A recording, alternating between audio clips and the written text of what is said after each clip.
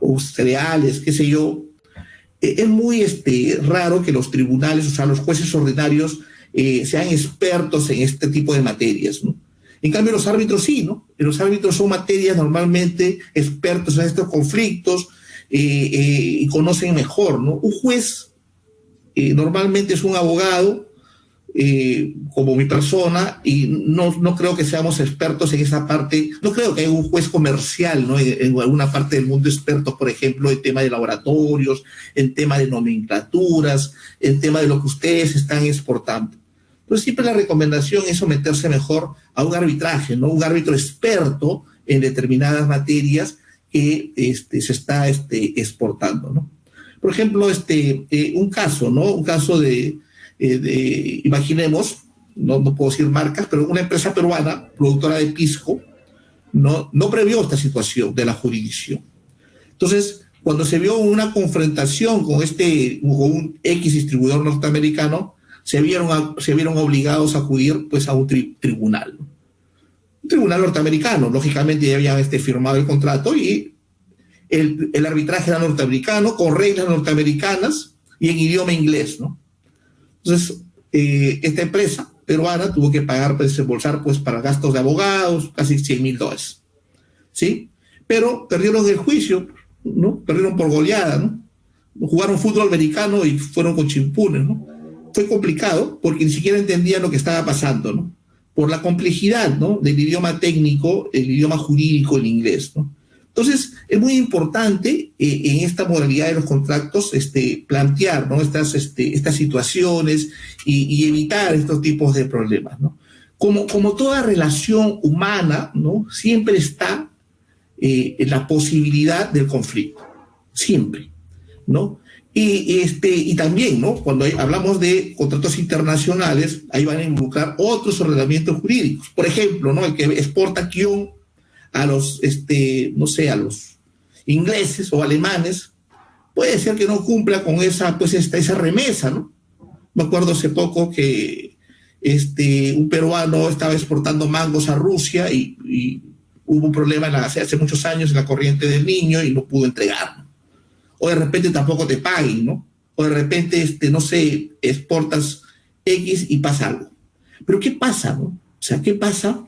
¿Qué pasa si no señalas? O sea, bueno, no sabías, no te habías capacitado en este seminario y no se había puesto la jurisdicción ni la ley aplicable en un contrato internacional.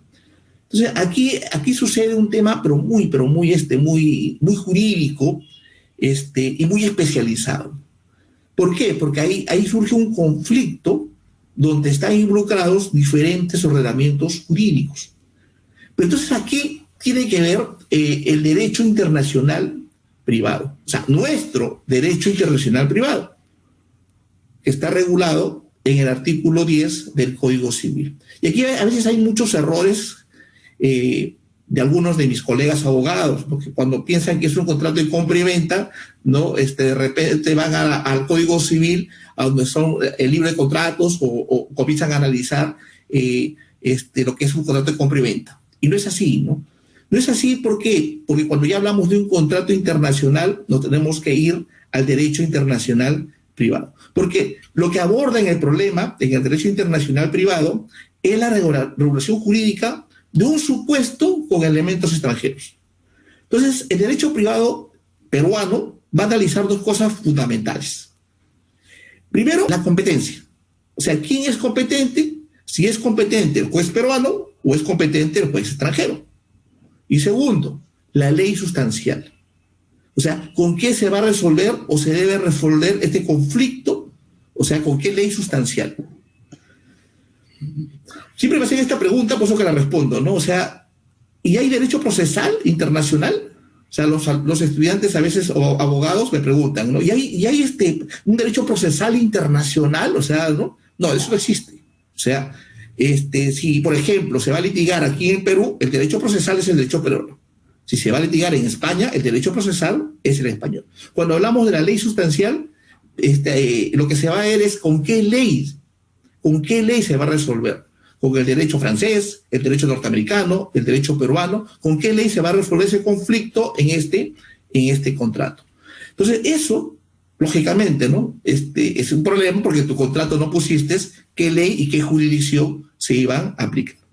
Entonces, cuando hablamos de determinar qué derecho, o sea, qué ley, nos estamos refiriendo a la norma sustantiva que va a resolver el conflicto. Entonces, cada Estado, ¿no?, adopta su régimen de derecho internacional privado. O sea, cada país tiene su propio derecho internacional privado. ¿Sí? Pero regulan 3 temas, ¿no? Primero, solamente 3 temas. La jurisdicción, la ley aplicable y el reconocimiento de laudos arbitrales. ¿Sí? O sea, por ejemplo, laudos arbitrales significa de que yo ya en Francia hubo un arbitraje, correcto, gané el arbitraje, entonces lo quiero hacer valer en el Perú porque lo quiero ejecutar, o sea, lo quiero embargar, quiero que me paguen. Entonces, ¿qué hago? Me voy al Poder Judicial, al juzgado comercial, para que reconozcan mi laudo arbitral y pueda yo ejecutar, embargar o lo que se deba hacer de acuerdo al derecho. Entonces, cuando hay un conflicto internacional, ¿no?, por ejemplo, ¿no?, una empresa que exporta o vende a China, entonces la empresa china o la peruana quiere demandar la resolución del contrato. Entonces, ahí viene el problema, ¿no? ¿Cómo sabemos dónde demandar? ¿Con qué ley se va a resolver? ¿Dónde? ¿Cuándo? Y esa respuesta no la da, vuelvo a repetir, el derecho internacional privado. ¿Sí? Ahí, ¿no? Entonces los abogados tenemos que irnos, ¿no?, al libro 10 del Código Civil. Ahí está, ¿no? Ahí están esas normas que se conocen como normas de conflicto. ¿Sí? La doctrina le decimos normas de remisión o normas indirectas. Porque si revisamos, ¿no?, el libro 10, o sea, les aseguro que ni los abogados lo van a entender, ¿no? Simplemente ¿por qué? Porque revisas el libro 10 y no resuelve nada, ¿no? O sea, no resuelve nada. O sea, no te dice quién es culpable, quién es inocente, o a quién se le va a pagar y a quién no se le va a pagar. Nada. Lo único que dice es a qué juez vas a demandar, o sea, la jurisdicción, ante qué derecho se va a resolver. ¿Sí? Por ejemplo, el artículo 2057 del Código Civil dice algo interesante, ¿no? Dice que los tribunales son competentes para conocer las sanciones contra personas domiciliadas en el territorio nacional. Eso es muy importante, ¿no? ¿Qué significa, no? Si hay una resolución de un contrato, tú como exportador, y te van a querer demandar los alemanes o los rusos, entonces tranquilo, ¿no? Porque van a tener que demandarte aquí en el Perú, ¿sí? No en Alemania, no en otro país. Entonces, eso dice el código, ¿cómo se llama? Civil peruano. El reconocimiento de laudos arbitrales también tiene que ver, ¿no?, lo que ya se resolvió en otros países, ¿no? O sea un proceso judicial, o sea un proceso arbitral. O sea, resulta que bajo otro ordenamiento jurídico, por otro juez, por otra Corte Suprema, quiere que esa sentencia se haga efectivo aquí en el Perú. Entonces, si lo necesitas aplicarlo aquí en el Perú, aquí tienes sus bienes, aquí quieres embargarlo, aquí X motivos, entonces hay todo un procedimiento, ¿no?, para que esta sentencia o laudo extranjero sea reconocido en el Estado peruano, ¿sí?, de acuerdo a ciertas pautas, y recién tenga la legitimidad. ¿Para qué? Para que puedas, pues, hacer valer tu derecho. Entonces, este es el tercer aspecto del derecho internacional privado. Y algo muy importante, ¿no? Si bien es cierto, existe un derecho internacional privado general, también hay un derecho internacional privado específico, ¿no? Cada Estado decide su derecho internacional privado. Perú, por ejemplo, es parte del Tratado de Bustamante, ¿no? Y este Tratado de Bustamante comprende, pues, algunas reglas de competencia judicial, ¿no? Son más o menos 10 estados latinoamericanos, ¿no? Por ejemplo, si hay un conflicto de una empresa peruana y una empresa chilena, que son parte del Tratado de Bustamante, ahí se puede remitir a este tratado y ver, pues, qué ley es aplicable y qué jurisdicción es aplicable. Entonces, esto es importante porque el derecho internacional privado está conformado por todos los tratados que el Perú es parte. Y eso es medular, ¿sí? Y el derecho internacional privado específico está conformado por solamente el artículo 10 del Código Civil. Entonces, es importante que entendamos esto. ¿Cuál es el orden de prelación, no? Primero son los tratados. O sea, primero son los tratados. O sea, si el tratado dice que es competente el juez de tal país, ahí será. Pero si los tratados no dicen nada, o sea, si no hay ninguna norma de revisión, recién pasamos a nuestro Código Civil. ¿Sí? Por ejemplo, ¿no? Si hay un conflicto, ¿no?, entre una empresa peruana y una empresa norteamericana, tendremos que revisar todos los tratados de normas de remisión Perú-Estados Unidos. Igual, ¿no? Si hay Perú y Argentina, todos los tratados primero de Perú y Argentina. ¿Por qué, no? Por ejemplo, para que ustedes sepan, ¿no?, Francia acoge otro principio de nacionalidad. Para ellos, o sea, para la ley francesa, los conflictos con sus empresas se resuelven con la ley francesa. No hay otra ley. ¿Por qué? Porque Francia busca proteger a sus empresas y a sus ciudadanos en todo el mundo. Pero en España no. En España, por ejemplo, dice que se resolverá, según la norma española, con la ley del domicilio. Por decirlo, puede ser una empresa española que está domiciliada a su establecimiento en Santiago de Chile. Entonces, según la ley española, se resolverá con la ley chilena. Pero si fuera una empresa francesa que está en Chile, según los franceses, se resolverá con la ley francesa. Entonces, dos contratos de compra y venta internacional de una empresa peruana y una francesa, y una empresa peruana y una empresa española, por más que sea el mismo producto, se va a regir, pues, de diferentes formas. ¿No? Si es con Francia, con la ley francesa, ¿sí? Y si es con España, será, pues, con la ley española o con la ley chilena, de acuerdo a su domicilio. Por eso es importante, ¿no? Es importante que los abogados o los mismos asesores legales de las empresas exportadoras primero tienen que ir a revisar los tratados y revisar, pues, la página en los Ministerios de Relaciones Exteriores. Pero, ¿por qué les he explicado todo eso, no? Para que se dé cuenta lo complicado que es, ¿no? Ojalá que me hayan entendido. Entonces, ¿cómo me evito todo eso? ¿Cómo me evito la jurisdicción, leer el Código Penal, el Código de Derecho Internacional Privado, consultar a mi abogado? ¿Cómo me evito? Fácil. En tu contrato, ¿cierto? Pones ahí cuál es la ley aplicable. No nos requerimos por la ley, por ejemplo, ¿no?, francesa, o nos requerimos por la ley peruana, y pones ahí qué arbitraje. El arbitraje será de Francia, de España, qué sé yo. Pero si pones esas dos cosas, te vas a evitar todo el tema del derecho internacional privado. ¿Sí? Y eso es importante. Entonces, siguiendo, ¿no es cierto? Acá tenemos, por ejemplo, los principios, ¿no? Los principios rectores de la contratación internacional, ¿no? El principio rector, ¿no es cierto? Los contratos nacen, ¿no? Dice, ¿no?, desde el momento que la sociedad alcanza el nivel de desarrollo, ¿no? ¿Y qué se necesita, no? Por un lado, prever problemas, ¿no?, y buscar soluciones. Y por otro lado, dejar la constancia de su compromiso. Entonces, en este contexto, ¿qué podemos entender, no? Que un contrato es un acuerdo, ¿no? Un acuerdo de voluntades. ¿Sí? ¿Con qué? Con la finalidad de realizar una transacción comercial. Son fuentes de relaciones jurídicas o situaciones jurídicas que involucran siempre un elemento extranjero, sea las empresas, sea el objeto de la venta, sea la legislación, ¿no? Y eso se convierte en una relación jurídica internacional. O sea, en definitiva, el contrato internacional, que es un pacto de caballeros, ¿no es cierto? Imagínense, ¿no? La Convención de Viena dice que puede ser hasta de vía oral, ¿cierto? O sea, por teléfono, ¿no? Puedes pactar, ¿no? Un contenedor de mangos, acepto tanto, ya aceptado, un pacto de caballeros. Y esto es una fuente de obligaciones para las partes contratantes, que pueden ser personas, pues, naturales o jurídicas, ya que un contrato liga, ¿no? Y traen consecuencias, traen derechos, obligaciones, pero obligaciones entre ellos, o sea, entre contratante y contratado, ¿no? En principio, ¿no? Salvo ejemplo, pues, algunas leyes tributarias, ¿no? Por ejemplo, la SUNAT podría intervenir, pero en términos generales, ningún tercero podría invocar algunas de las partes contratantes. ¿Sí? Ninguno. Y tenemos las clases, ¿no? Las clases de contratos internacionales. Entonces, el prototipo de todo acto de comercio internacional es el contrato de compra y venta internacional. No obstante, existe, pues, una lista, ¿no?, de contratos internacionales.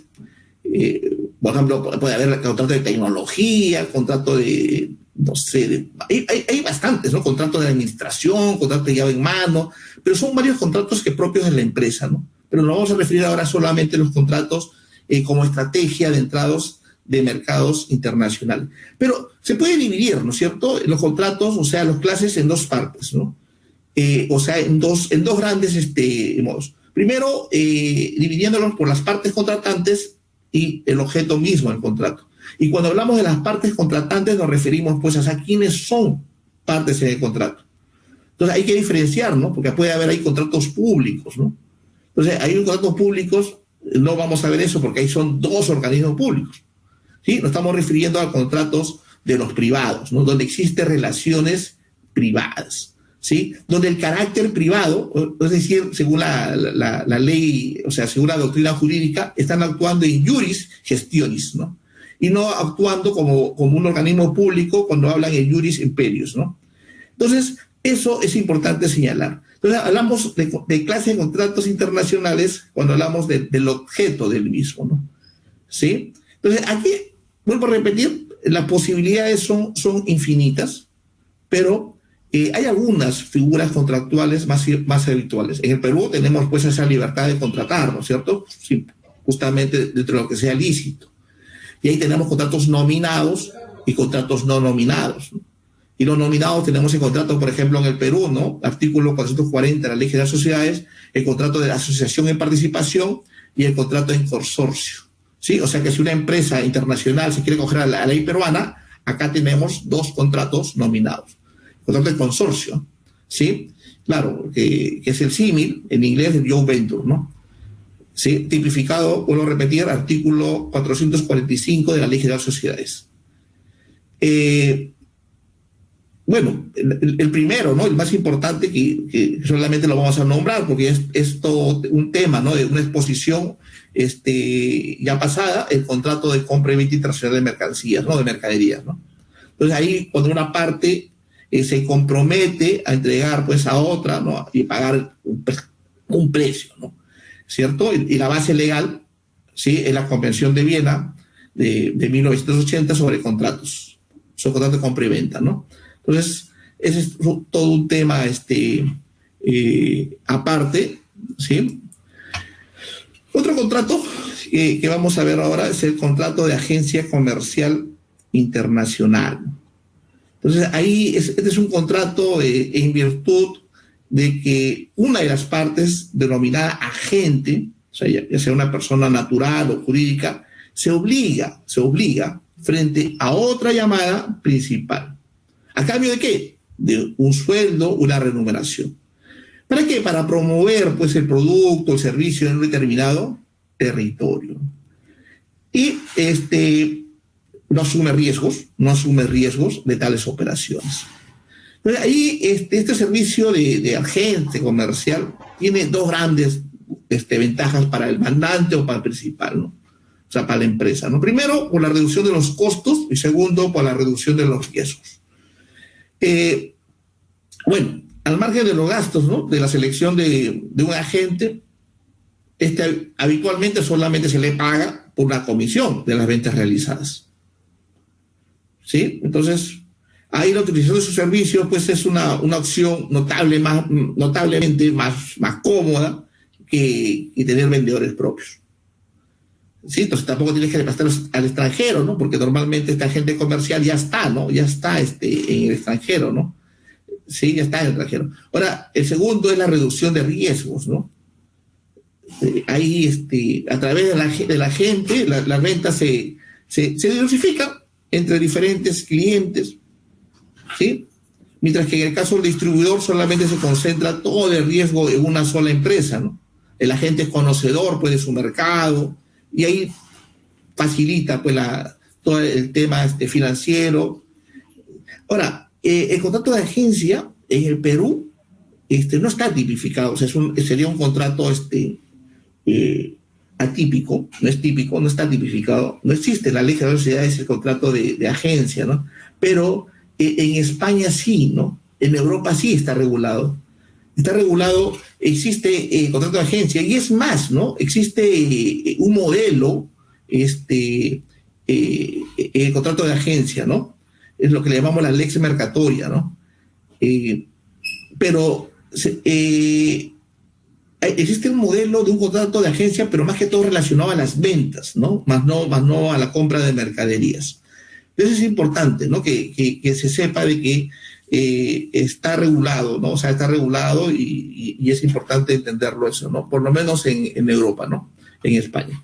Ahora, la gente comercial internacional, yo sé que muchos lo han escuchado, o sea,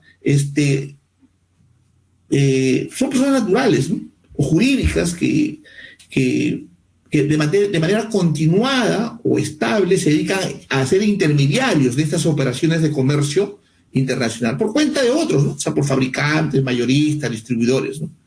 Y hemos dicho que reciben a cambio una remuneración, pero sin asumir riesgos de las operaciones que participan. Entonces, esta gente profesional, es un profesional independiente que actúa por cuenta ajena, ¿sí? Lleva su trabajo de forma autónoma, ¿no? ¿Sí? Por ello, no percibe un sueldo netamente, sino tenemos que llamarle más bien una comisión, ¿no? En función a qué, a los resultados que obtengan, ¿sí? Ahora, la mayor parte de estos agentes, ¿no? Trabajan pues con una estructura mínima, ¿no? Con una pequeña oficina, ¿no es cierto? Bien ubicados, con su equipo de comunicaciones, a veces con el apoyo pues de una secretaria, un asistente, no más, ¿no? Pero el éxito de su actividad radica sobre todo porque tienen o poseen información autorizada, tanto de carácter comercial, técnico y legal sobre los mercados, ¿no? Y productos que ellos operan, ¿no? Es importante entender también que en muchos países, normalmente, por ejemplo, como Alemania, Reino Unido y los Estados Unidos, estos agentes comerciales son de gran tradición y prestigio, ¿no? Y son una importante, son importantes personas jurídicas o naturales que captan, ¿no? un volumen de ventas muy importante en el comercio internacional. Eso es importante señalar. Entonces, un agente comercial internacional tiene autonomía, permanencia, estabilidad, su carácter, o sea, su trabajo es remunerado y tiene esa facultad de negociar, ¿no?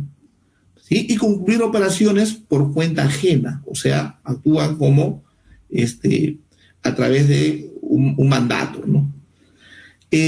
Como ustedes pueden apreciar en las diapositivas, se pueden distinguir, ¿no? Varios tipos, ¿no? De agentes comerciales internacionales según su especialización. Y tenemos, pues, primero los agentes de importación, ¿no? Y ellos están, pues, orientados hacia la demanda de productos, ¿no? De sus mercados de origen, ¿no? Ahí tratan de localizar fabricantes, ¿no? En el exterior para satisfacer la cartera de clientes que ya tienen constituidos en sus países, ¿no? Luego tenemos, pues, los agentes de exportación, ¿no? Al contrario de los anteriores, los agentes de importación, ellos están orientados hacia la oferta. O sea, buscan clientes en mercados exteriores, ¿no? Para esos productos que fabrican en sus propios países, ¿no? Entonces, la base de su éxito aquí está, ¿no? En tener una oferta de productos competitivos. Y el tercero es lo muy conocido, ¿no? Los brokers, ¿no? O sea, o los agentes de importación y exportación, ¿no? Y ellos trabajan, pues, en los dos sentidos, ¿no? Impo y expo, ¿no?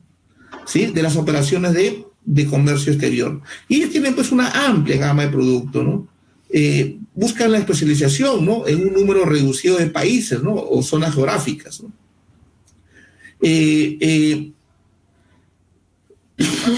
Generalmente con estructuras de distribución pocas desarrolladas, pero con muchos contactos, ¿no?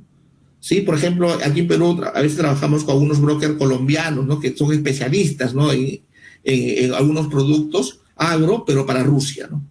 Entonces, estos brokers son, ¿no? Tienen sus clientes, o sea, y se les paga, pues, efectivamente una comisión, ¿sí? Una comisión. Entonces, sí, es recomendable, ¿no? Hacer un contrato con ellos. Y justamente tuvimos un problema, ¿no? Hace años, creo que 4 años, con un exportador peruano que firmó un contrato con un broker colombiano para mandar aguacates, ¿sí?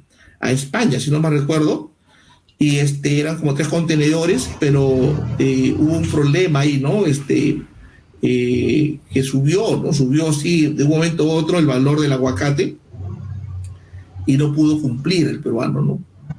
Sí, entonces yo siempre digo que más vale un buen arreglo, un mal arreglo que un buen juicio, ¿no? No se había previsto las cosas en caso de conflicto, ¿sí? Para suerte del peruano, ¿no? Y bueno, pues se tuvo que negociar, ¿no? Un precio intermedio, ¿no? Pero pasa eso, ¿no? Pasa eso, ¿no? Entonces, hay que analizarlo. Luego tenemos, pues, por ejemplo, los agentes generales, aquellos que únicamente, ¿no? Trabajan para los fabricantes, ¿no? Ahí les garantizan, pues, una exclusividad, ¿no? En una zona geográfica para toda la gama de productos, ¿no? ¿Sí? Por un periodo, ¿no? Normalmente son representantes por 5 años, ¿no? ¿Sí? Normalmente, por ejemplo, ahí suelen trabajar, pues, con empresas, ¿no? De ciertos prestigios y marcas consolidadas, pues, en sus mercados locales, ¿no? ¿Sí? Ahí tenemos, por ejemplo, un caso de hace muchos años, ¿no? Por ejemplo, cuando tenía un representante, un agente general de la marca Nike en España, y lo que sucedió fue que luego ya se quería dejar de trabajar, ¿no? Con este agente, este representante, y ellos habían patentado, ¿no? La marca Nike en España, ¿no? Solo hablando de más de 30 años, ¿no? Está en los libros ese caso, y fue todo un problema, ¿no? O sea, bueno, lógicamente que la marca Nike ganó el juicio, pero fue todo un problema, ¿no? Entonces, a veces suceden, ¿no? Estos conflictos, ¿no? ¿Sí? Luego tenemos, pues, los agentes de compra, ¿no? Sí, ahí trabajan para los clientes, ¿no? Es como centrales de compra, ahí tenemos las cadenas de hipermercados, grandes almacenes. Su función ahí consiste, ¿no? En lo que sean proveedores extranjeros, que puedan suministrar precios inferiores, ¿no? Y normalmente, pues, están ahí siempre rondando las ferias internacionales, buscando, pues, proveedores.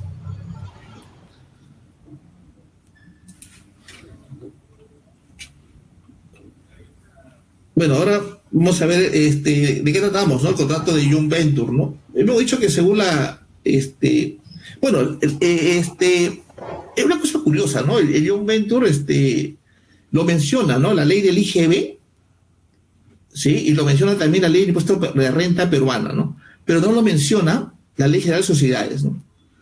Es algo que llama la atención, ¿no? O sea, la ley del IGB dice que es sujeto del impuesto general a las ventas.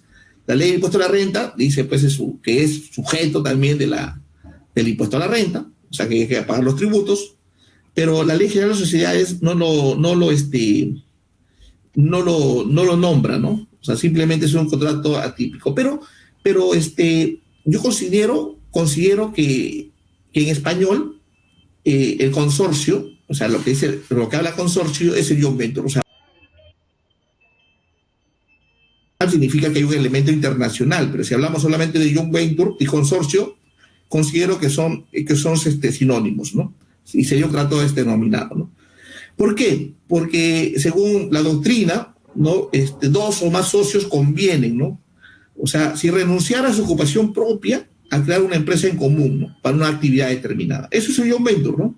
Que puede ser estable o provisional, ¿no? Ahí lo dotan de apoyo técnico, financiero, comercial, etcétera. Entonces, ante la ausencia, ¿no? De una definición legal peruana, ¿no?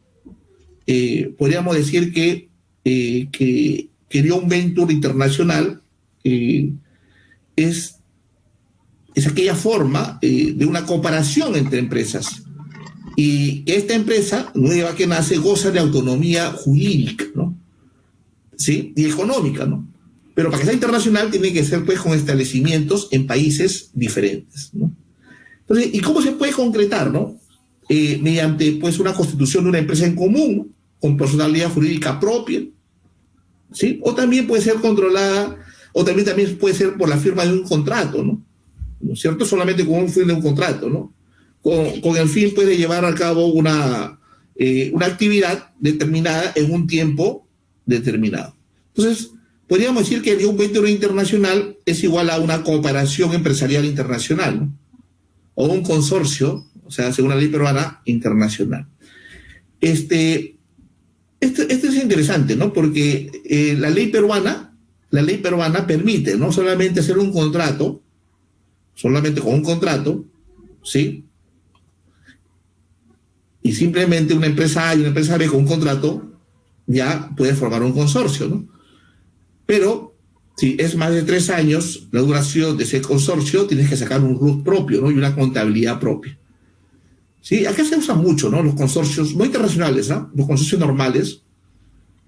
Para que sea internacional solamente tiene que tener un elemento extranjero, pero por ejemplo cuando se juntan dos constructoras para hacer una obra, por ejemplo, pública, ¿no? Pero si ya se junta de repente una empresa extranjera para hacer una obra acá en el Perú, si se forma un consorcio, ya estaremos hablando de un consorcio internacional. De las diferentes formas, ¿no? Que podrían ser, ¿cómo se llama? Los joint venture. O sea, la doctrina nos dicen que existen 2 tipos principales, ¿no?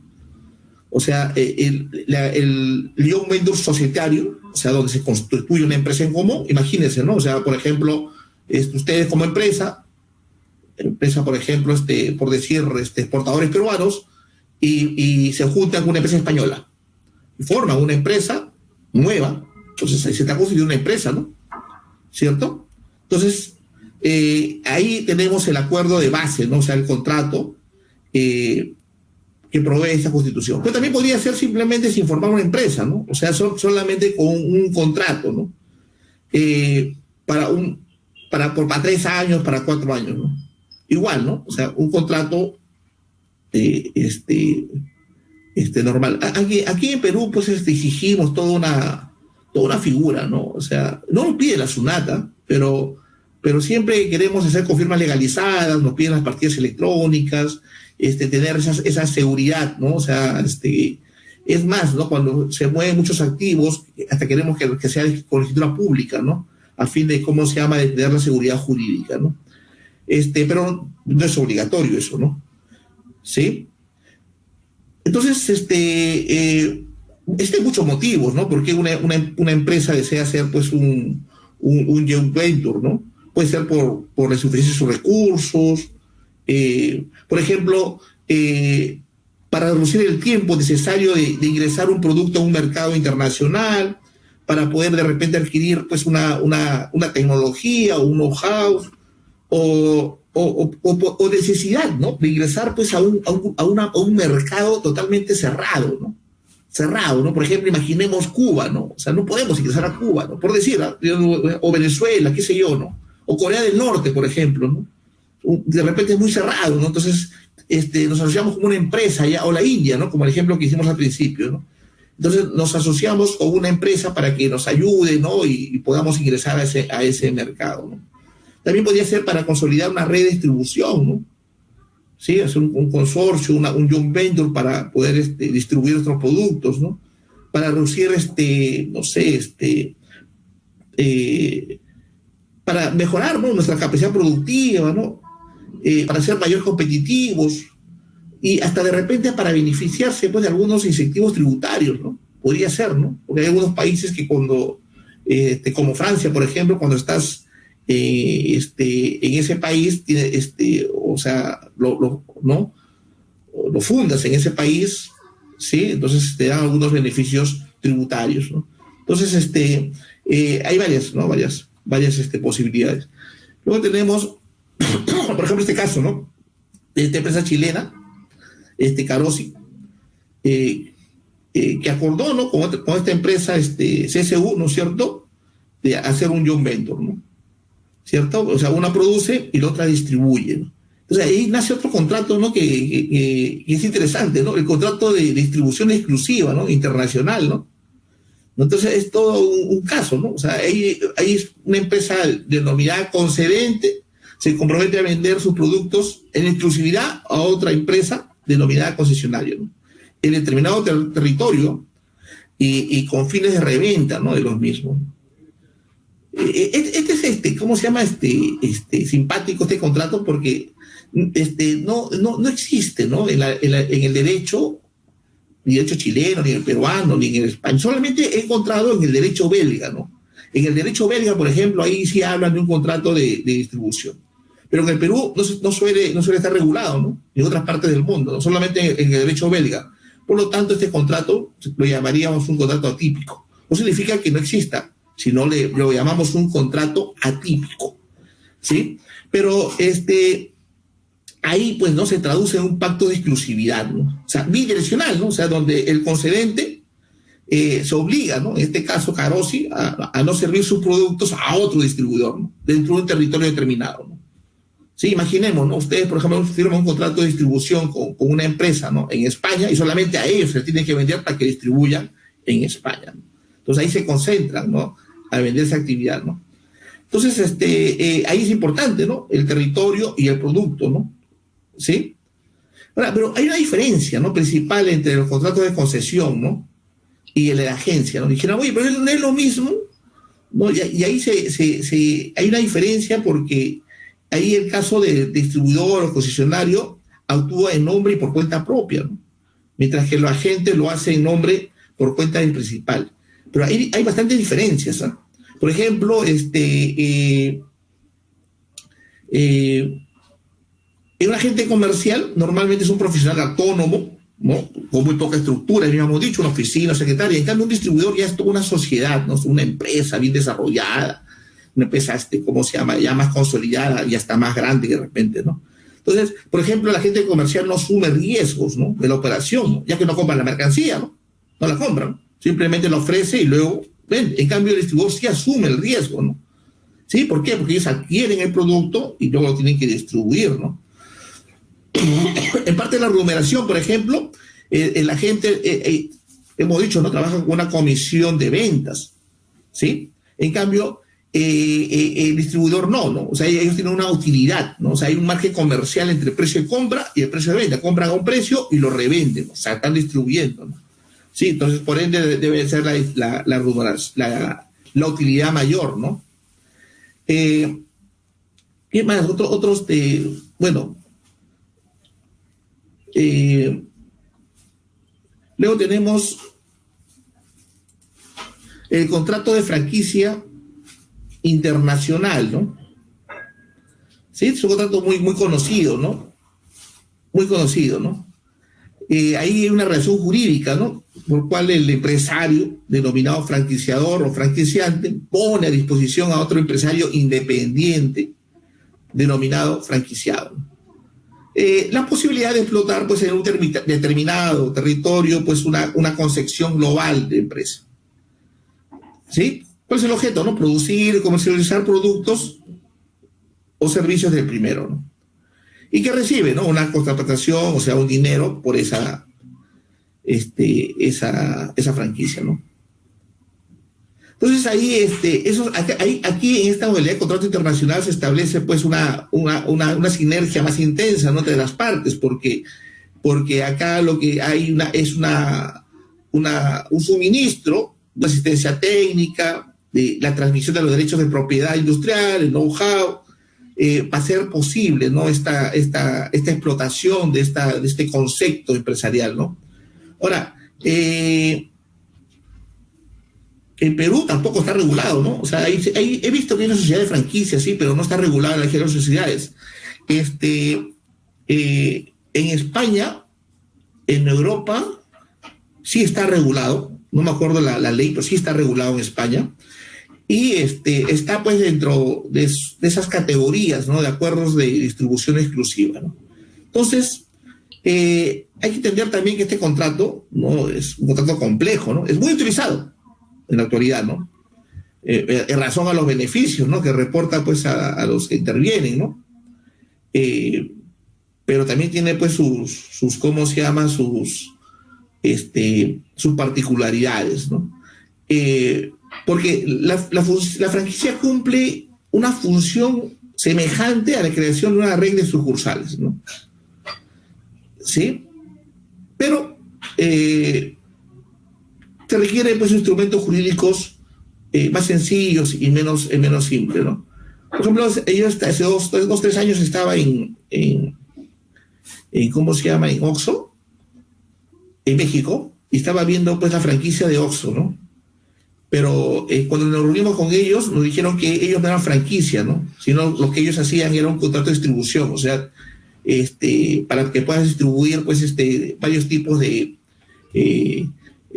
no sé, golosinas, o sea, ¿no? Tipo Tambo acá, ¿no? Ya creo que hay Oxxo acá, ¿no? Pero si uno averigua, no es una franquicia, ellos no se consideran franquicia, ¿no?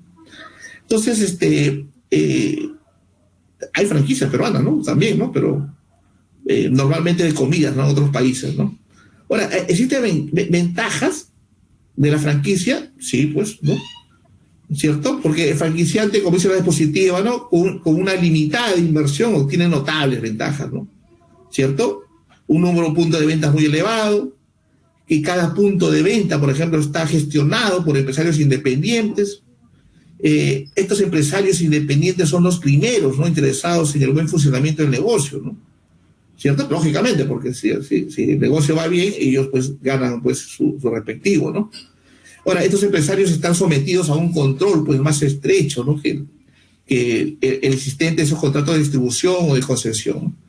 Y teniendo en cuenta el elevado costo de la inversión, ¿no? O sea, el franquiciado también tiene ventajas. ¿Por qué? Porque facilita su operatividad como un empresario diferenciado. Y también, pues, ¿no? O sea, ya es un negocio que ya está aprobado en otros países, entonces atenúa el riesgo de sus inversiones, ¿no? ¿Estamos? Y en todo momento pues existe ese respaldo, ¿no? esa experiencia de esta empresa experimentada, ¿no? Ahora, hay varios tipos de franquicia, ¿no? O sea, por ejemplo, tenemos el tipo de franquicia de producción industrial, ¿no? Como dice la diapositiva, ¿no? Ahí normalmente es un acuerdo entre el fabricante, ¿cierto? Que le da al franquiciado la posibilidad de fabricar, ¿no? Productos a un franquiciador, ¿no?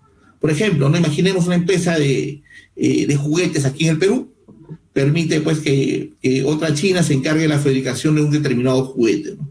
Entonces ahí se le ofrecen los materiales y los moldes necesarios para este fin, ¿no? De repente los planos, qué sé yo, ¿no? O sea, esa es una modalidad, ¿no? Ahora tenemos la fabricación de distribución, ¿no? De productos, ¿no? ¿Sí? Entonces acá se trata pues únicamente de distribuir los productos, ¿no? Sí, ese es un sistema, ¿no? Una franquicia de cómo comercializar productos, ¿no? Bueno, un ejemplo, ¿no? de esta franquicia son las tiendas de ropa, calzado, muebles, ¿no? Pero en Europa, por ejemplo, hay dos ejemplos bien marcados, ¿no? En España, por ejemplo, se ve lo que es Eroski, que es como, más o menos como decir aquí Tambo. No, Tambo tampoco es franquicia, pero en Eroski sí, ¿no? Eroski sí es una tienda, es una franquicia en Europa o en España, ¿no? Son como las tiendas de barrio, ¿no? O sea, las tiendas algo así como un Oxxo, pero vuelvo a repetir, Oxxo ellos no son franquicias, dice, pero Eroski sí, ¿no? Y también hay algo, uno llega a Europa y llega a España y ves los Carrefour, ¿no? Que también, ¿cómo se llama? Son franquicias, para distribución. Y luego tenemos pues la franquicia de servicios, ¿no? Ahí nosotros en Perú ya estamos más que todo avanzados, ¿no? Sí, ahí el franquiciado realiza únicamente el servicio, ¿no? Que el franquiciado le permite, ¿no? Pues, podría ser, ¿no? Servicio jurídico, servicio de traducción, ¿no? Pero el Perú está avanzado en el tema de los servicios, pues, o las marcas, ¿no? De comida, ¿no? Por ejemplo, ahí tenemos Bembos, Pardos, China, educación, ¿no? Pamer, ¿no? O Manos Morenas, etcétera. Con carácter general podemos distinguir que ahí el franquiciante, o sea, que eso obliga, ¿no? Ahí le concede derecho a utilizar estos signos distintivos, ¿no? De la marca, ¿no? Luego le va a dar pues toda esa comunicación, esos conocimientos técnicos, ¿no? Sobre el funcionamiento de la franquicia, ¿no? También pues le puede suministrar los bienes, ¿no? Le presta, ¿no? El dueño de la franquicia al franquiciado la asistencia técnica. Entonces, garantiza esa homogeneidad del sistema, ¿no? Para llevar el control de calidad, ¿no? Del producto o servicio que se está ofreciendo, ¿no? La publicidad también, ¿no? La publicidad, ¿no? Entonces, y también, pues, ¿no? El franquiciado también tiene ciertas obligaciones, ¿no? Por ejemplo, tiene que pagar, pues, ¿no? Tiene que pagar, ¿no? ¿Cierto? Normalmente ese pago, esa remuneración pactada, ¿no? O sea, si yo tengo una franquicia, ¿no? Por ejemplo, aquí en el Perú, ¿no? Llamemos Domino Pizza, qué sé yo, Kentucky Fried Chicken, qué sé yo. Entonces, normalmente se paga en dos armadas, ¿no? Primero el cano, o sea, el derecho de entrada, ¿sí? Cuando recién se constituye el contrato, y después el canon periódico, ¿no? Que tiene que ver, normalmente las franquicias acuerdan un pago en función a qué, a los ingresos, normalmente, ¿no? Pero podría, pues, o sea, acuérdense que hay una libertad contractual, ¿no? De repente el dueño de la franquicia puede pedir otras, ¿cómo se llama? Otras formas, ¿no? Luego también, promover, ¿no? El objetivo de la franquicia, ¿no? Y es importante, ¿no? Respetar esas políticas marcadas por el franquiciante, ¿no? Hay unas políticas que se tienen que respetar, ¿no? Luego tenemos el contrato de licencia internacional, ¿no?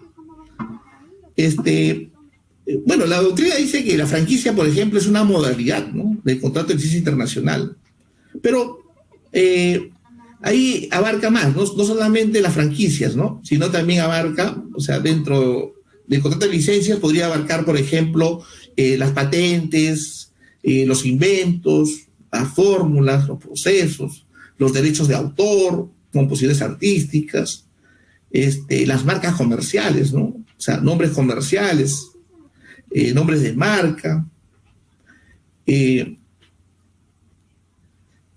etcétera, ¿no?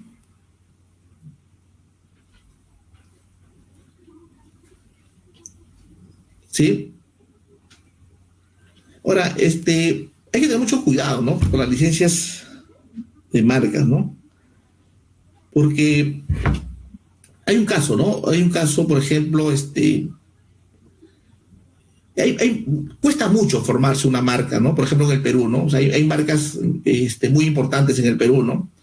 Pero hay un caso, quisiera compartir con ustedes, por ejemplo, la marca Pierre Cardin, ¿no? Esta marca lo diluyó, ¿no? O sea, permitió que más de 800 productos utilicen su marca, ¿no? Bajo licencia, ¿no? Entonces, si bien es cierto, el exceso de licencias, o sea, te va a permitir, pues, un ingreso a corto plazo, pero podría significar, pues, ¿cómo se llama? Matar a la gallina de los huevos de oro, ¿no? ¿Sí? Porque ya la marca pierde este valor, ¿no? Y eso pasó con esta marca, ¿no? Entonces, para el tema de la concesión de licencias, ¿no? Bueno, existe pues una amplia gama de relaciones estratégicas, ¿no? ¿Sí? Bueno, de todas maneras, siempre, ¿no? O sea,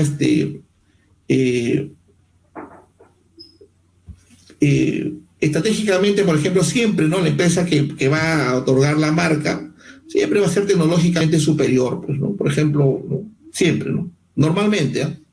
¿Sí? Ahora, el licenciante es más pequeño, normalmente es una pequeña empresa, tiene poca inversión, extranjero.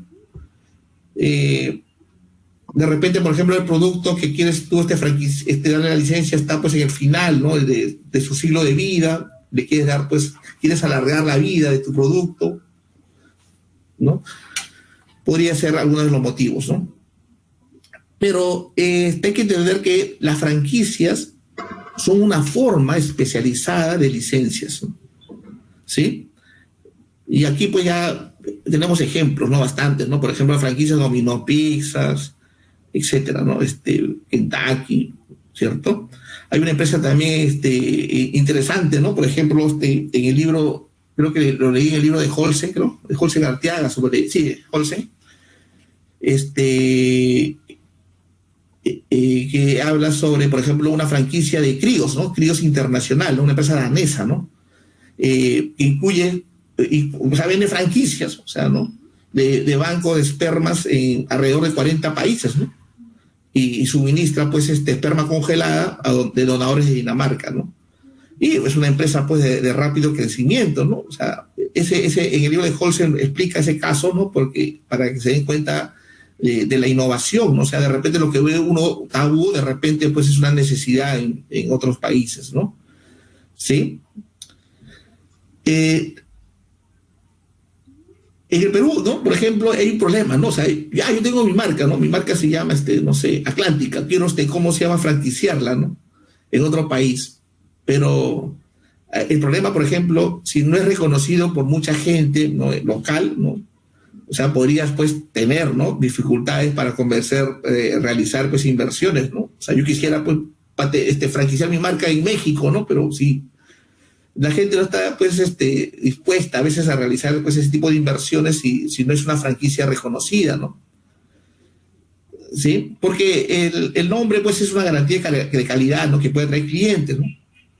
Entonces, por lo tanto, es común los franquiciatarios poco conocidos, ¿no?, ingresen a mercados extranjeros primero con algunos locales propios, ¿no?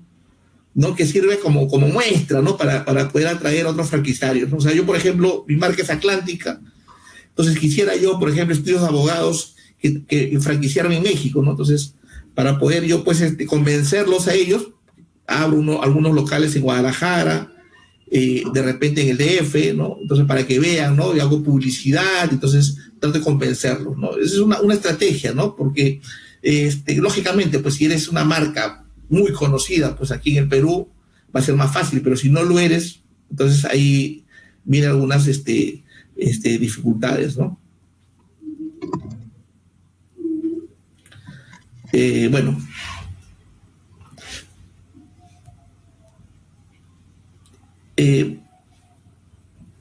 Claro, lo que pasa es que también el tema cultural es importante, ¿no? El tema de las franquicias, ¿no? Siempre hay una situación pues que hay que adaptar el producto, ¿no? No sé cómo estarán haciendo, por ejemplo, Pardos, Mano Morena, ¿no? Pero ya la doctrina nos habla pues de algunas diferencias, por ejemplo, en Japón, ¿no? En las franquicias, ¿no? Por ejemplo, no sé si yo tuve la suerte de estar en Italia, ¿no? Y en Milano, salí del hotel y había y decía carne de caballo, una hamburguesa de caballo, ¿no? Y yo pensé que era una marca, ¿no? En verdad, ¿no? Y el próximo día me dijeron que en verdad, ¿no?, la hamburguesa o la carne era de caballo, ¿no? O sea, me sentí mal, pero ya se come carne de caballo, ¿no? Entonces,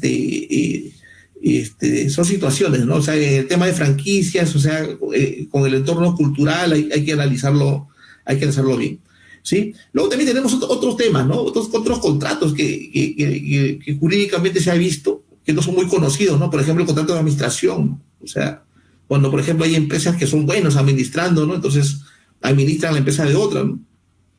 ¿Cierto? O sea, no se ve mucho, ¿no? Pero existe, ¿no? En la doctrina existe, pues, el contrato de administración, en la operación de llave en mano también, ¿no? O sea, normalmente cuando son empresas, o sea, obras del Estado, ¿no? ¿Sí? Entonces, luego tenemos la legislación nacional, ¿no? Y esto sí es importante, ¿no? O sea, aquí, acá tenemos, ¿no? Ahí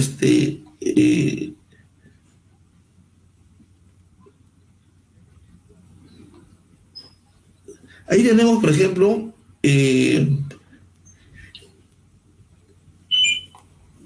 ¿por qué ya la persona jurídica o con fines de lucro y sin fines de lucro, ¿no? O sea, las sociedades se dividen de estas dos formas, ¿no? ¿Cierto? Las personas jurídicas con fines de lucro, ¿sí, no? O sea, le llamamos eso a las sociedades mercantiles, pues, ¿no? O sea, la que tú formas, las sociedades anónimas, lo que formas las SIRL, pero también hay personas jurídicas sin fines de lucro, ¿no? Y ahí estamos hablando de las asociaciones civiles, ¿no? O fundaciones, ¿cómo se llama? Reguladas, ¿no? ¿Sí? Es importante saberlo, ¿no? Porque muchos empresarios preguntan, ¿no? Quiero formar mi ONG, ¿no? No tengo bastantes beneficios para exportar, importar, ¿no? Sí, bueno, es verdad, ¿no? Pero primero tienes que formar tu asociación civil y después mandar a hacer su reconocimiento como ONG ¿a dónde? ¿No? A la Agencia Peruana de Cooperación Internacional. Y después que te reconozcan tu asociación civil, ¿sí?, te conviertes en una ONG. No, jamás, no vas a pensar que tu sociedad anónima va a ser una ONG, no. Tiene que ser una asociación civil sin fines de lucro. Entonces, acá tenemos la ley 26887, ¿sí?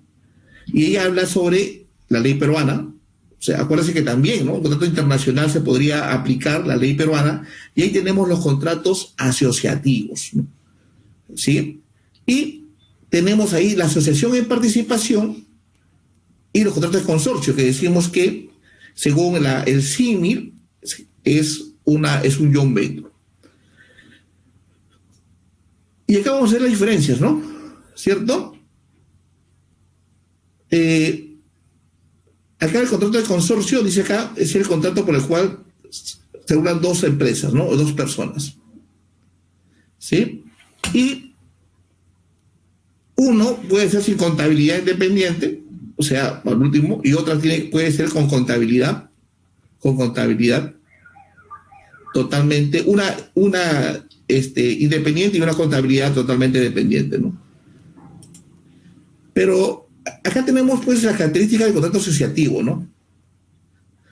El contrato asociativo es una figura bien interesante, ¿no? Porque, volviendo al ejemplo, ¿no? Supongamos de que acá tenemos dos figuras, ¿no? El asociante y el asociado, ¿no? O sea, imaginemos, ¿no? Que yo tenga, por ejemplo, para exportar 2 contenedores de mango, ¿no? La empresa Atlántica tiene 2 contenedores de mango a Rusia.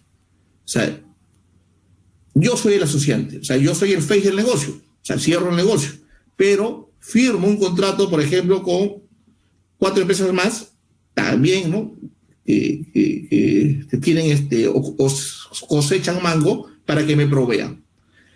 ¿Cuál es la figura acá? Es que ese contrato es interno, ¿no? O sea, en el sentido de que, si bien es cierto, les prometo a ellos una parte de la utilidad y mi negocio de exportación, pero ellos no van a formar parte de las decisiones. O sea, yo voy a cerrar el negocio con el ruso, voy a hablar con el ruso. Es más, ¿no? Si el ruso no me paga, yo tendría que ir a juicio con el ruso. ¿Sí? Si yo incumplo el contrato, el ruso no va a demandar a mis asociados, sino a mí, que soy el asociante. Es más, ni siquiera se va a enterar, ¿no? Ni siquiera se va a enterar de que tengo yo asociado, ¿no?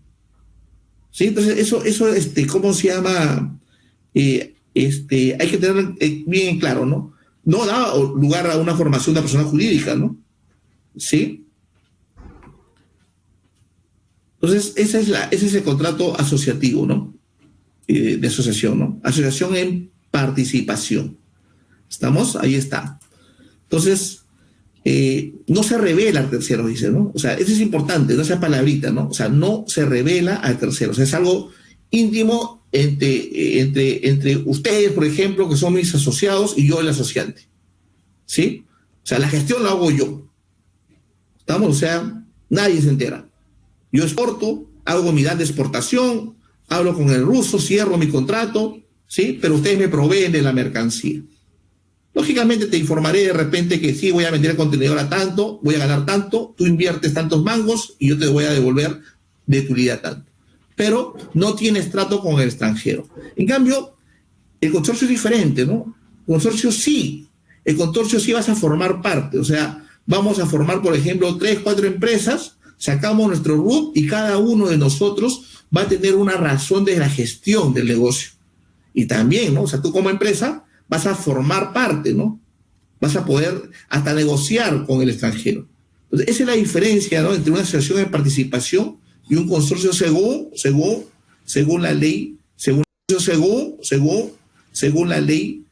la ley peruana, ¿sí? Según la ley peruana.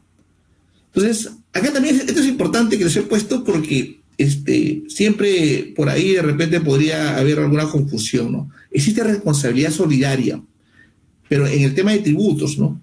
O sea, no es cuestión de que, por ejemplo, yo soy la empresa A y usted es la empresa B, ¿no? Sacamos un RUT, se dejó de pagar tributos, o pedimos algo a favor del exportador, pedimos drawback, ¿o cierto? Y luego la SUNAT nos fiscaliza, y bueno, pues, que ya la asociación terminó y ahí quedó. No es así.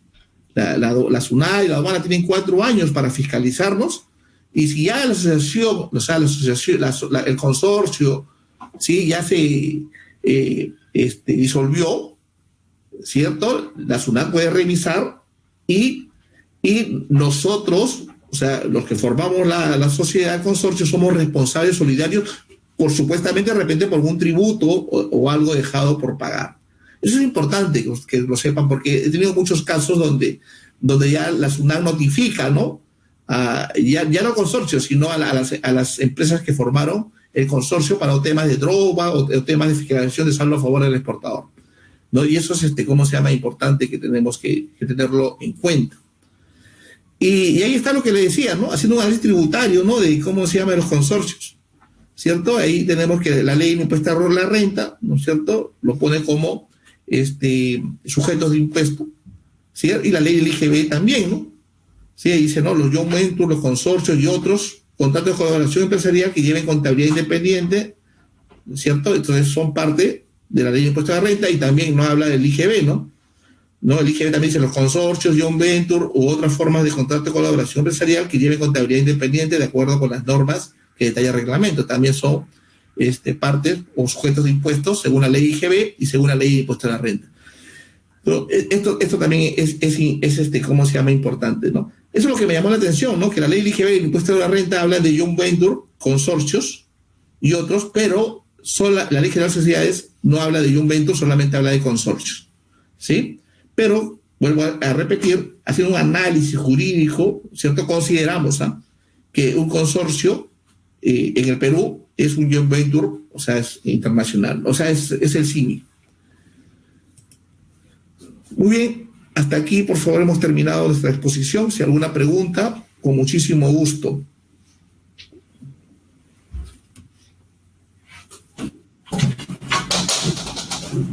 Gracias, Percy, por la excelente información compartida en este foro. Sí, hay algunas consultas que voy a ir leyendo, que los usuarios han venido escribiendo dentro del chat. Por ejemplo, Sonia Torres consulta, ¿es obligatorio incluir los Incoterms en los contratos de compra y venta? ¿Qué tan importante es tener como intermediario un broker? Y si no contamos con él, ¿qué aspectos tiene que trabajar la empresa que exporta para llegar a más clientes extranjeros?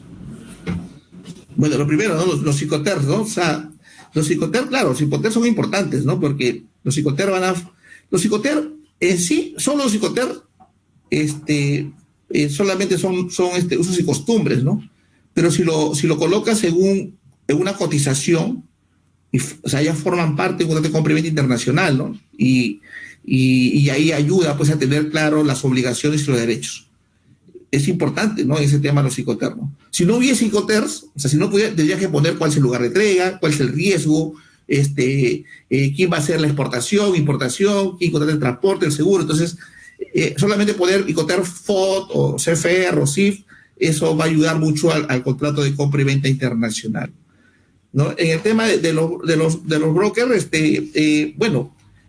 mire, todo lo que tiene que ver con ventas, ¿no? En exportación suma para una empresa, ¿no?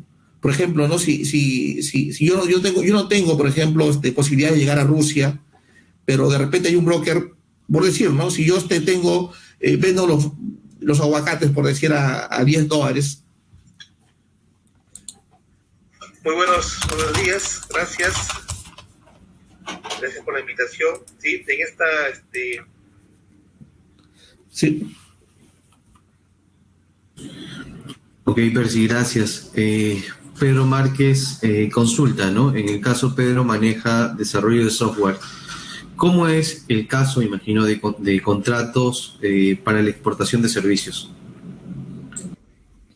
Bueno, es igual, ¿no? O sea, la contratación de servicios, el contrato va a ser igual, o sea, el producto o servicio es igual, pero hay que tener en cuenta que los servicios, la Convención de Viena solamente regula, ¿no? El contrato de mercaderías, ¿no?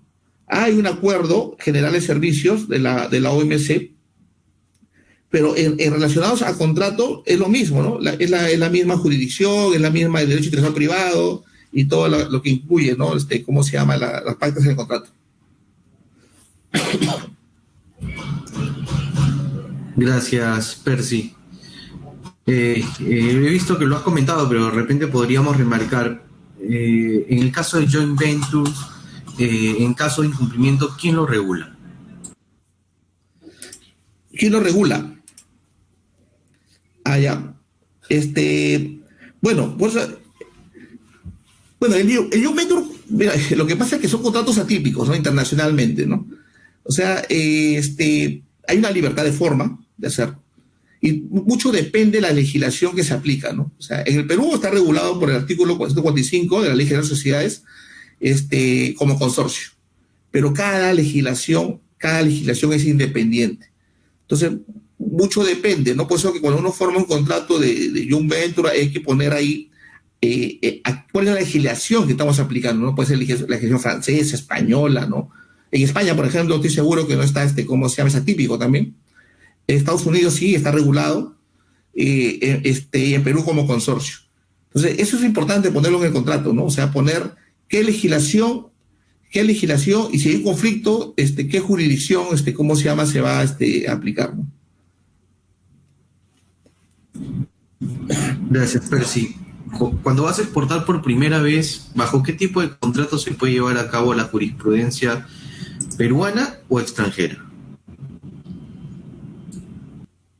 Jurisprudencia peruana, bueno, la jurisprudencia significa, bueno, las jurisprudencias son casos antiguos, ¿no? O sea, la jurisprudencia le llamamos, casos ya resueltos anteriormente, ¿no? Mire, cuando uno exporta por primera vez, o sea, normalmente, nosotros hay que entender esto, ¿no? O sea, nuestro Perú es parte de la Convención de Viena. O sea, cuando uno exporta, al dar tu oferta, o sea, al dar tu oferta de mi producto y aceptar la oferta del otro país, yo por ser peruano, mi contrato internacional ya está regido por la Convención de Viena. Entonces, eso hay que entenderlo, ¿no? O sea, como decirte, por default, automáticamente, la Convención de Viena es mi norma aplicable. ¿Sí? Entonces, y ahí existe, pues, varios supuestos, ¿no? Por ejemplo, el artículo 11, que habla de libertad de formas, ¿no? Habla, por ejemplo, de establecimientos, ¿no? Establecimientos de diferentes países. Pero esa es mi norma, ¿no? El hecho de ser, al menos que yo en el contrato diga renuncia a la Convención de Viena, pero nadie lo pone, ¿no? O sea, y la mayoría de los países en el mundo ya son parte de la Convención de Viena, salvo excepciones, ¿no? Como Rusia, como la India, creo que no es parte de la Convención de Viena. Gracias, Percy. ¿Quién o quiénes regulan los contratos de franquicia? Las partes, ¿no? Las partes.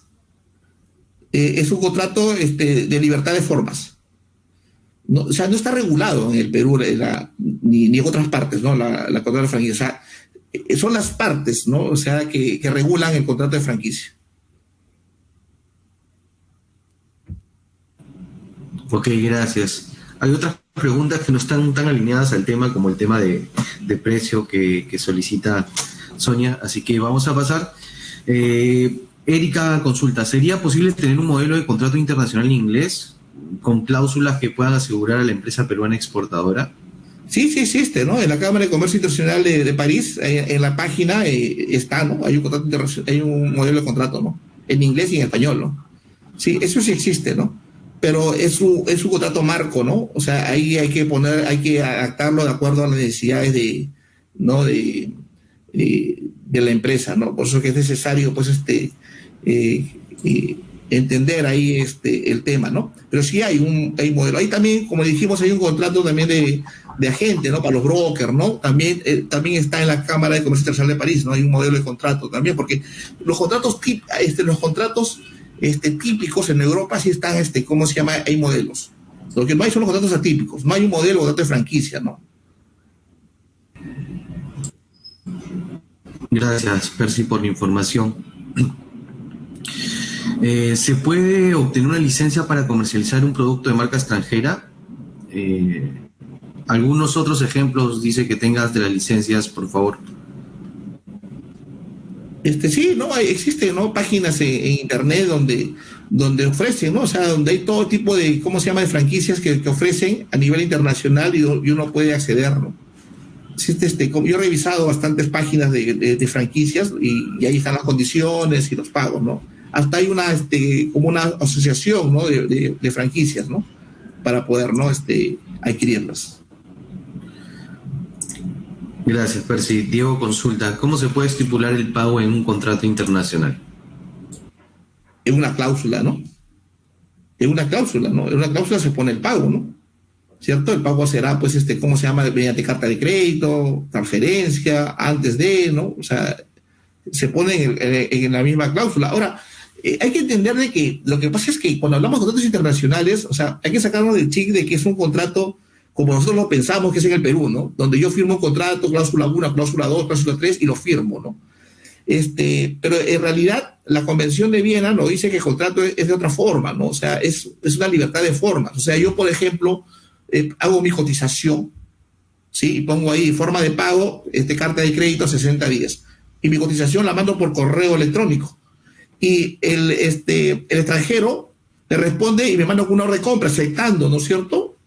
Y me responde. Entonces, según la Convención de Viena, ya existe, eso ya es un contrato internacional. Entonces, no pensemos en las cláusulas, ¿no? Solamente puede ser, pero también puede ser de la otra forma. Es más, según la Convención de Viena, dice que podría ser hasta por vía telefónica, ¿no? O sea, yo por teléfono ofrezco, por ejemplo, a un ruso 2 containers de bananas y él me acepta y me dice que ya te pago ¿cómo se llama? Al contado o adelantado, ¿sí? Dice la Convención de Viena se puede probar hasta con testigos, ¿no? O sea, pero acá el problema es que luego ya cuando viene un conflicto, o sea, en el tema jurídico, los abogados decimos, oye, las pruebas, ¿no? Y no hay pruebas a veces, ¿no? Pero según la Convención de Viena se forma el contrato hasta por vía oral, o sea, no necesitamos, ¿cómo se llama? Un documento o documento firmado, ¿sí? Gracias, Percy. En esa misma línea saco la pregunta de Ligia. Cuando los clientes no quieren hacer contratos, ¿me es válida solo la factura pro forma? Claro que sí, siempre y cuando te la acepten, pues, ¿no? O sea, yo mando mi factura por forma, sí, pero tiene que aceptármela, ¿no? O sea, el contrato se forma siempre y cuando hay un acuerdo de voluntades. O sea, yo mando el correo y tiene que aceptarme mi factura por forma, con una orden de compra o decirme, acepto tu pro forma, ¿no? Si no, no hay contrato, ¿no? Sí tiene que haber un consenso. Gracias. Ya para ir cerrando, voy a dar lectura a las últimas 2 consultas. En los contratos de agentes de compra internacional, ¿en alguna parte de la legislación peruana está referido? No. No es. En España sí, pero en Perú no. Es un contrato típico. En Perú solamente tenemos 2 modalidades de contrato de colaboración empresarial: la asociación en participación y la de consorcio. Artículo 440 de la Ley General de Sociedades y el artículo 445 de la Ley General de Sociedades, que lo pueden revisar. No hay otra modalidad en el Perú, pero sí existe la posibilidad de hacerlo, porque tenemos la libertad contractual, ¿no? Entonces, eso le llamamos nosotros contratos atípicos. Gracias, Percy. Y la última consulta. En caso se tenga que ejecutar un contrato internacional por incumplimiento, ¿dónde se puede denunciar o llevar a cabo un juicio o arbitraje? Claro, eso decíamos, ¿no? O sea, si tú pones en tu contrato o en tu proforma la legislación es peruana y se aplicará el arbitraje en la Cámara de Comercio de Perú, es ideal, ¿no? Pero si no lo pones, ahí ya viene todo un tema jurídico, ¿no? Que hemos estado conversando justamente, ¿no? Si son los franceses, tendrá que ser con la ley francesa y en Francia, ¿no? Si es en España, será por el domicilio. Entonces, si es contra un peruano, será en el Perú, ¿no? Entonces, ahí ya tiene que ver mucho el derecho internacional privado, ¿no? Pero el derecho internacional privado y los tratados de los países son los que regulan, pues, jurisdicción y competencia si no lo has puesto en un contrato internacional. Excelente, Percy. Gracias definitivamente por la información proporcionada el día de hoy. Ya para ir cerrando, no sé si quieres dar algunas palabras de agradecimiento. Sí, quiero agradecer, ¿no?, la invitación. Sí, siempre para servirlo. Cualquier cosa, ahí está mi correo. Muchísimas gracias. Será hasta una próxima oportunidad. Estupendo. Gracias. Comentar también que ustedes tienen a disposición en el chat la encuesta de satisfacción. Agradeceremos puedan completarla porque eso nos ayuda a mejorar continuamente el servicio que venimos brindando a través de las distintas conferencias. También a través del chat tienen los distintos canales de atención al exportador. He visto algunas consultas no tan alineadas al tema, pero que sí tienen que ver con el tema de comercio internacional. les sugiero puedan tomar contacto con los canales de atención al exportador para que les puedan prestar soporte, ya sea vía WhatsApp, vía telefónica, vía correo electrónico o vía teleasesoría. Entonces tienen todos estos canales para ustedes poder resolver sus dudas y seguir con cualquier emprendimiento relacionado al tema de exportación. Gracias, Percy, una vez más por la excelente información proporcionada el día de hoy y nos vemos hasta una nueva oportunidad. Nos encontramos nuevamente a las 11 de la mañana con el tema errores comunes en la gestión financiera de las empresas exportadoras. Gracias, buen día.